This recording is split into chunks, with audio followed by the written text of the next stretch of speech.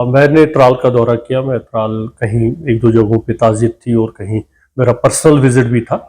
मैं आता रहता हूँ त्राल, तो लेकिन बदकिस्मती की बात यह है कि जो जिस तरह से ऐलान किया गया था यहाँ त्राल में बड़ा एक प्रोजेक्ट ब्यूटिफिकेशन का, हालांकि उसमें कोई भी सियासी असर रसूख या किसी का कोई ये नहीं था। गवर्नमेंट ऑफ इंडिया ने हर टाउन के लिए पैसे रखे हैं और उसी तरह अकॉर्डिंगली त्राल के लिए।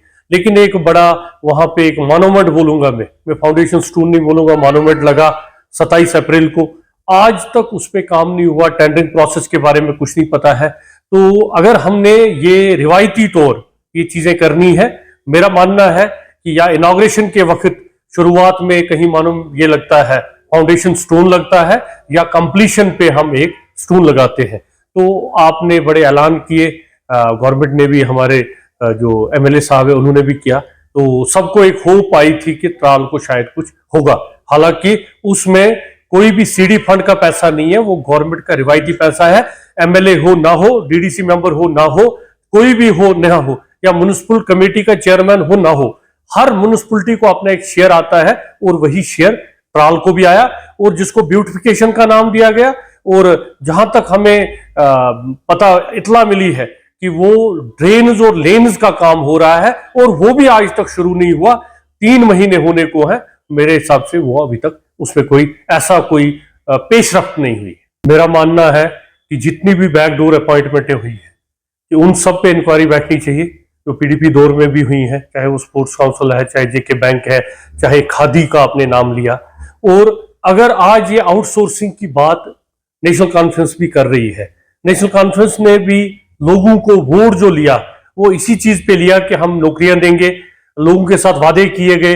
मैं तो कहता हूं जो 370 और 35 ए भी ये इन्होंने बोला, गैस सिलेंडरों की बात की, मैं कहता हूं वो सारी चीजें भूल के, लेकिन जो हमारे डेली वेजर हैं कम से कम उन पे तो बात की जाए। जब अल्ताफ बुखारी साहब ने स्टेटहुड की बात की और उन्होंने कहा कि हमारे लिए इस वक्त प्रायोरिटी होनी चाहिए स्टेटहुड, उसके बाद हम बाकी जंगे कॉन्स्टिट्यूशनल जंग लड़ेंगे और जो बात करनी है ये गवर्नमेंट ऑफ इंडिया के साथ ही करनी है, हमारा जो मुकद्दर है वो हिंदुस्तान के साथ है। तब यही तंजीमें थी, इन्होंने अल्ताफ बुखारी साहब को कभी बी टीम का नाम दिया, कभी एजेंट्स का नाम दिया। और आज हमें बड़ा फख्र है कि जिस चीज को लेके अल्ताफ बुखारी साहब मैदान में निकले थे, आज ये सारी पार्टियां उसी लायमल पे हैं और स्टेटहुड की लड़ाई लड़ने जा रही हैं। और उसमें भी ये कोई सीरियस नहीं है जो इनको यहां करना चाहिए था, इनके पास बड़ा एक मैंडेट था। अब ये कहते हैं हम जंतर मंतर जाएंगे, हम जंतर मंतर में, और वो भी जो एक ड्रामाबाजी कहेंगे उसको। और रही बात पीडीपी के तनकीद की, तो पीडीपी पहले जवाब दे, जो 5000 से ज्यादा नौकरियां जेके बैंक में लगी हैं, जो खादी में एक बड़ा स्कैंडल हुआ, और स्पोर्ट्स काउंसिल में जो नौकरियां लगी, और भी काफी जगहों पे, और जो ये आउटसोर्सिंग वाला स्टेप है। अगर हमारे पास नौकरियां हैं, अगर हमारे पास वैकेंसीज हैं, तो हम नौजवानों को नौकरी परमानेंट क्यों नहीं लगा रहे? अगर आज हम किसी को आउटसोर्स लगाएंगे, उसकी एज आज 38 होगी, 2 साल के बाद वो ओवर एज हो जाएगा और हम उसको 2 साल के बाद बोलेंगे अब हमें आपकी जरूरत नहीं है, आप चले जाओ। तो ये नौजवानों के कैरियर के साथ एक खिलवाड़ है। और बड़ी बदकिस्मती है कि सबसे बड़ी अपोजिशन पार्टी बीजेपी इस मामले पे खामोश है ना वो। और बड़ी बदकिस्मती है कि बीजेपी ने आज तक बैकडोर बैंक अपॉइंटमेंट्स के बारे में बात नहीं की। जो कहते हैं कि हम लोगों के नुमाइंदे हैं, या हमारे हमने देखा बीजेपी के लीडर बड़े बुलंदबाग दावे करते हैं हमने बड़ी ट्रांसपेरेंसी लाई, लेकिन आज तक वो करप्शन के मामले में, और बहुत पहले बहुत सारी जगहों पे करप्शन के मामलात आ रहे हैं। हमारे त्राल में बहुत सारे मामलात हैं जहां हमारा रूरल डेवलपमेंट डिपार्टमेंट है, जहां एक खास तबके और तंजीम के लोगों ने गलबा किया है, जहां बीडीओ ऑफिस को, उस पर भी हम जल्दी बात करेंगे और एक प्रोटेस्ट करेंगे बड़ा। हमारे त्राल के हॉस्पिटल के इश्यूज हैं, जहां हॉस्पिटल में इस वक्त आज की डेट में भी हमारे पास मैन पावर नहीं है, रिसोर्सेज बहुत कम है।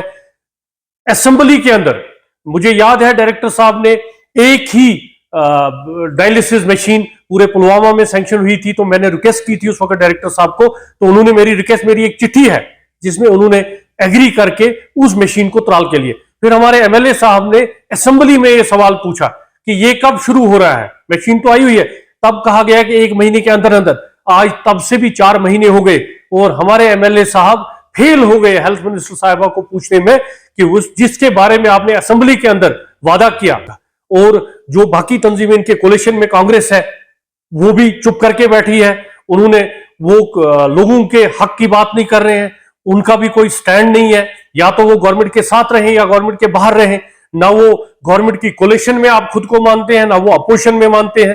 तो ये जो तजद्दुद है आज आप देख रहे हैं, अपनी पार्टी में लोग जोग दर जोग ज्वाइन कर रहे हैं। मैं इसी हफ्ते हमारी 100 आदमी की ज्वाइनिंग श्रीनगर में हुई, और इसी तरह अगले हफ्ते में त्राल से कुछ बहुत बड़ी शख्सियात जो है वो हमारे साथ ज्वाइन करेंगी। क्यों? क्योंकि आप लोगों को समझ आ गया ये जो रिवायती पार्टियां हैं, चाहे ये एनसी है, चाहे ये पीडीपी है, चाहे ये कांग्रेस है, ये बेचते रहे। हमारा एमएलए साहब बदगामपुरा पहुंच जाता है खेत बचाने, वहां पे एक बड़ी सियासत की जाती है, और हमारी जो ये पीडीपी तंजीम थी इन्होंने बार बार किया कि जुल्म हो रहा है जी, जमीनें हमारी छीनी जा रही हैं जी, हमारे ग्राउंड छीने जा रहे हैं, लेकिन त्राल में सीआरपीएफ को ट्रांसफर जमीन हो रही है, एमएलए साहब उसके अवेयर हैं, लेकिन एमएलए साहब ने आज तक उसमें लब कुशाई नहीं की।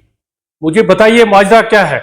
कहीं अंदर से कोई ऐसा मामला तो नहीं चल रहा कि आप कहीं इस नेक्सस में शामिल हैं कि पजवन की जमीन सीआरपीएफ को ट्रांसफर हो रही है, उसके बारे में बात नहीं हो रही है, लेकिन बदगामपुरा में खेतों का मामला है, वहां हमारे एमएलए साहब पहुंच जाते हैं। तो ये बहुत बदकिस्मती, त्राल के अवाम को इस बारे में भी सोचना पड़ेगा कि जो पॉलिटिकल लीडरशिप है वो कहां पे है, वो इस पे बात क्यों नहीं कर रही है। मेरे पास ये कागज पहुंचे हैं कुछ, जिसमें उसका प्रोसेस चल रहा है बाज़ाब्ता, वो मैं आप लोगों के साथ भी शेयर करूंगा। तो उस पर हम सब तंजीमों को बात करनी चाहिए, जितने भी थिंक टैंक और पॉलिटिकल लीडर यहाँ पे हैं, क्योंकि त्राल में जमीनें बहुत कम है। हम नहीं कहते हैं कि सीआरपीएफ, आर्मी, पुलिस ये हमारे कंपोनेंट नहीं है, इनको जमीनें नहीं होनी चाहिए, लेकिन त्राल में ऑलरेडी जहां आप एक तरफ से स्कास को दे रहे हो, वहीं आप सीआरपीएफ को दे रहे हो। वो एक बड़ा प्रोजेक्ट था, पहले एक इंडस्ट्रियल प्रोजेक्ट की बात की गई थी वहां शालदरमन में। तो मुझे लगता है ये जो जमीनें हमारी वैकेंट है, वहां पे कुछ प्रोडक्टिव चीज बननी चाहिए, रादर देन आप किसी डिपार्टमेंट को ट्रांसफर